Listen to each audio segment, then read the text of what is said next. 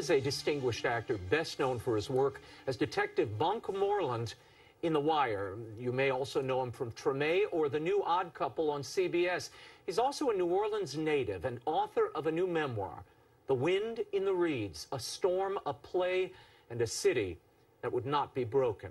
In it, he chronicles his experience before and after Katrina, as well as the redemptive power of faith and art. I spoke with him earlier here in our D.C. studio. Here's my exclusive interview with Wendell Pierce. You grew up in Pontchartrain Park, yes, which is a beautiful enclave near Pontchartrain, yeah, Lake Pontchartrain. You called it a Black Mayberry. Yeah. Tell people what it was like and what happened in Katrina. Pontchartrain Park is one of those classic American neighborhoods. It was post-World War II, sort of Levittown suburbia.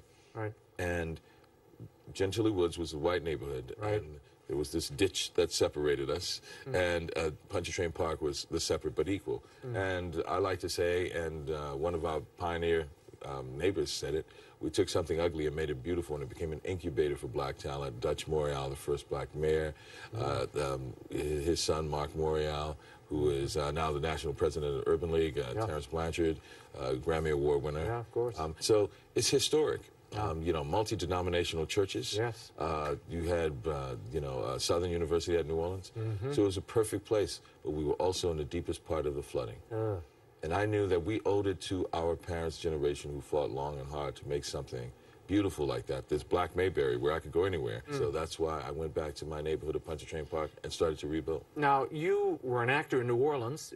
We both went to the New Orleans Center of Creative Arts, NOCA, which is this institution that it was in a simple building on Perrier Street for a long time uptown. Now it's in this grand, fantastic facility that we never imagined. I know. But it really shaped you. You went on to Juilliard. You end up coming back post-Katrina in 2007, and you're in the classic Waiting for Godot. Right. And it was staged in New York, but then it was restaged in New Orleans in the lower Ninth Ward. Tell me about that production, because that is really the key that opens up a real understanding for you about the intermingling of art and faith and where you came from. Yeah, I realized that 20 years from now, someone's going to ask, Mr. Pierce, what did you do in New Orleans' darkest hour? I was an actor. I wanted to respond with my art. And so with the Classical Theater of Harlem, we did Waiting for Godot with 15,000 gallons of water, a rooftop coming out of it, and Estragon opening up, sitting on that rooftop, looking up. And it was every image we had seen that awful week of Katrina. And I waded in through the water and my bags. And so it was an image that was so clear. And we did it in the lower Ninth Ward, right where hundreds had died. Wow. And the play is about the desolation and the loss of these two men. They don't know who they are, where they came from. And out of that desolation, they realize that they're waiting for Godot, someone outside of themselves, some entity outside of themselves, but they have to find it within themselves ultimately to save themselves. That whatever they were looking for was already in them. That's ultimately where the classic play speaks to people. You know?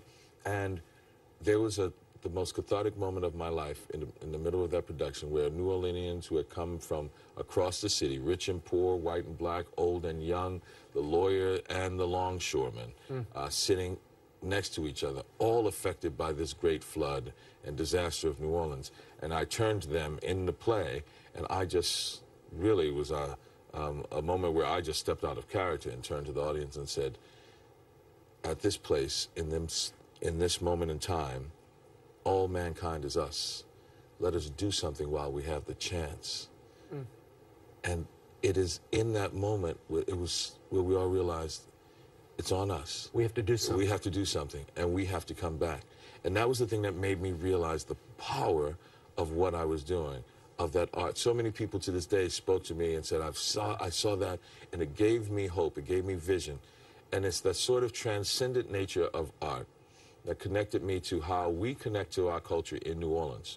It has always been a city and a place where that intersection between life and the people themselves, that intersection is our culture, and art. It's tangible, it's real, it's not just ethereal, it's not just a piece of entertainment. And that sort of transcendence also awoke me to what spirit and spirituality is all about. And it reminded me how much that was a part of my life too. So that one cathartic moment reminded me of the power of art, reminded me of the power of art and culture, specifically in New Orleans, how it was a thing of revelation, it was a thing of rebellion, a thing of insurrection, and also reminded me of the connection and the transcendent nature of, in a brief moment that you can have, mortals can have, where they find some immortality, and that transcendence is really about what spirit is, and it reminded me of the journey that I have when it comes to my faith and my spirit. Yeah, no, and the Catholic faith here of your mother really pops on the pages of The Wind in the Reeds in a tangible way. There's a line, you were just talking about New Orleans, there's a line near the end of the book where you write, "The Bible tells us to walk in wisdom toward them that are without, redeeming the time." New Orleans tells us, no, don't walk, pull out your handkerchief, raise high your parasol, and dance. Right. And that really is the spirit of the city right there. That is the spirit of the city. And, you know, I tell people all the time, when you see a second line, remember, it came out of, we have social aid and pleasure clubs. Yeah, you know, that's right. We understand the pleasure part. Oh, it's going to be a good party, it's going to be a good dance, it's going to be good music. But people forget about the social aid part. They are benevolent associations.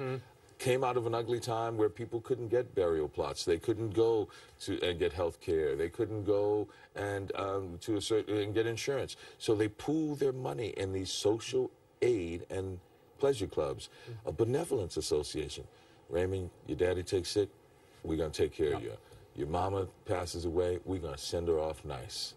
You know, that's what a second line is about. That's what a jazz funeral is about. It was showing that the community pooling their resources to make sure to take care of you, and pooling their resources to make sure they take care of you in spirit as well.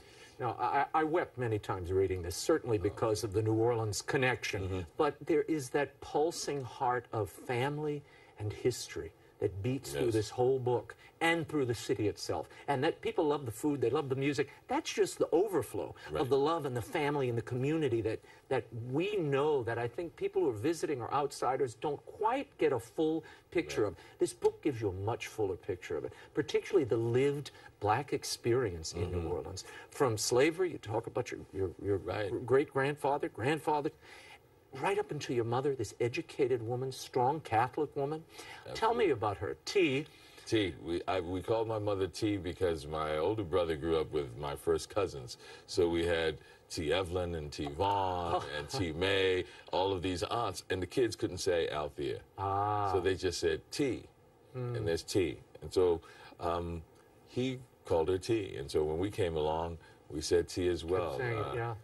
My mother was a devout Catholic. She loved the Blessed Mother.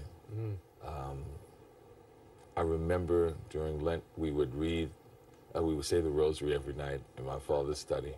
A family that prays together stays together. That's right. My mother was also coming from the experience of African Americans and the ugliness of segregation and racism. Even the segregated church. Even the segregated church. We don't go to the church in our neighborhood because it was over in Gentile Woods. I know right where it is. And when she first went there, they said, "Excuse me, the Negro pews are in the back." She sat in my mother and father. Any church in the world is going to be on the right side, the fifth row, fifth pew. And she said, I walked out of that church going towards the back. You know, and I kept walking. I said, we'll never go back there again.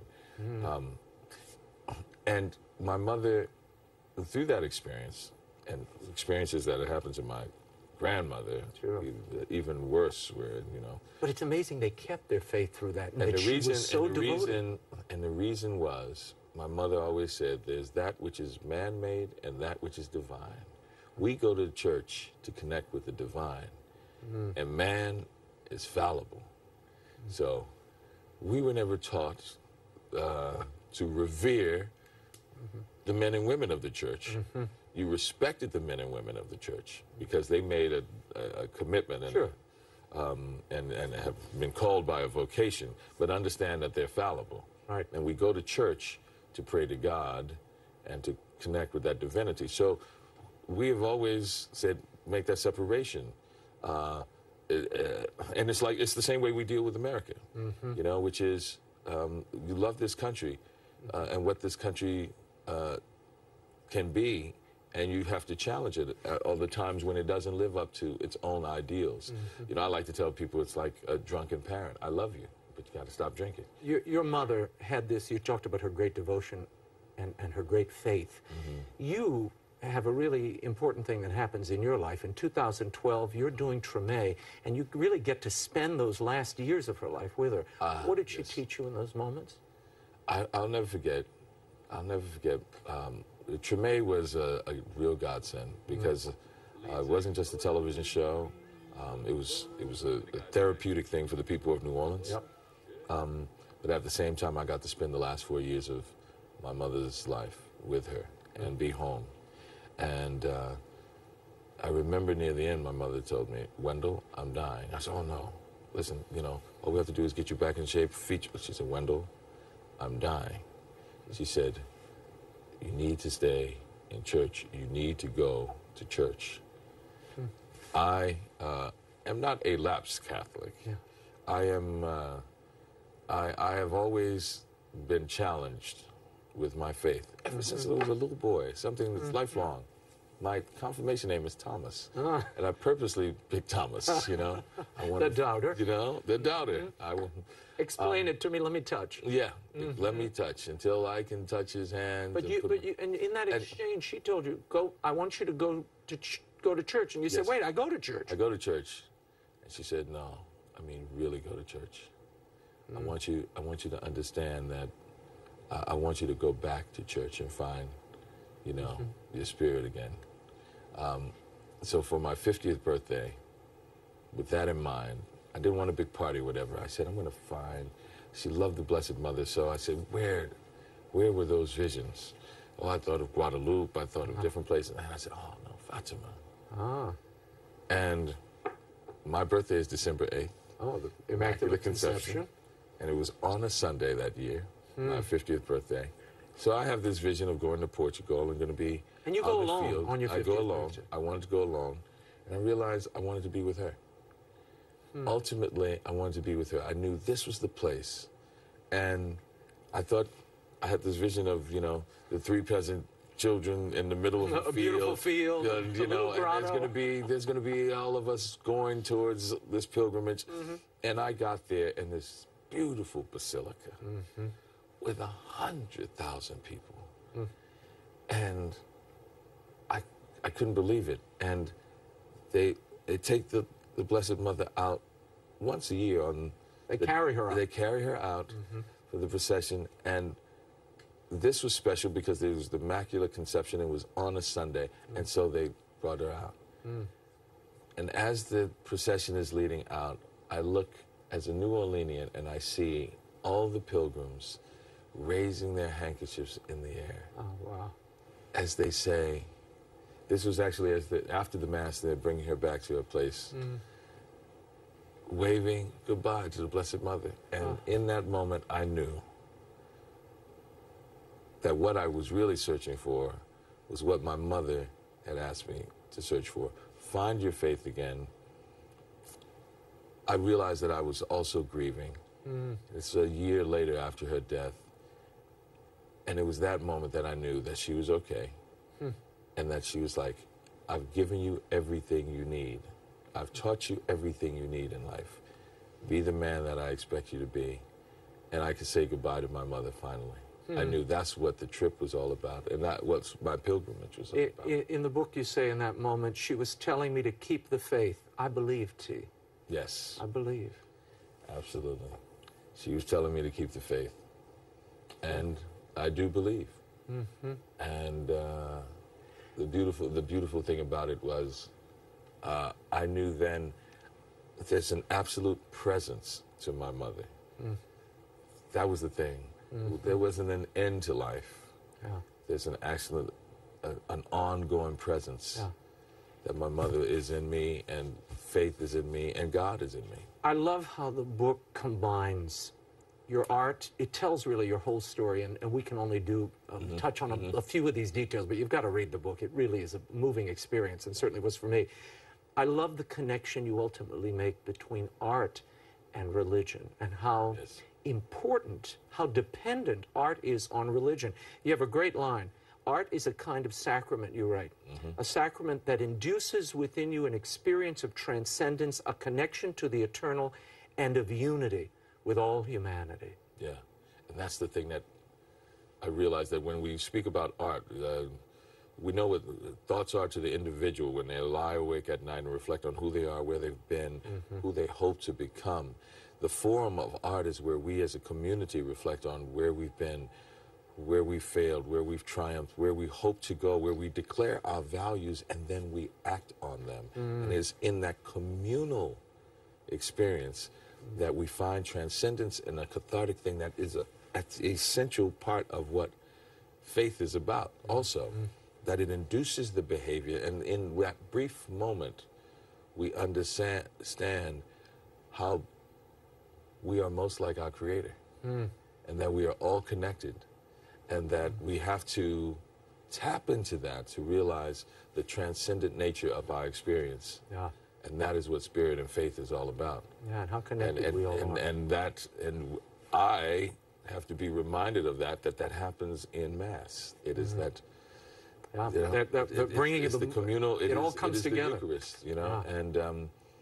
And that's what art was for me, and that's what the connection is to religion and faith.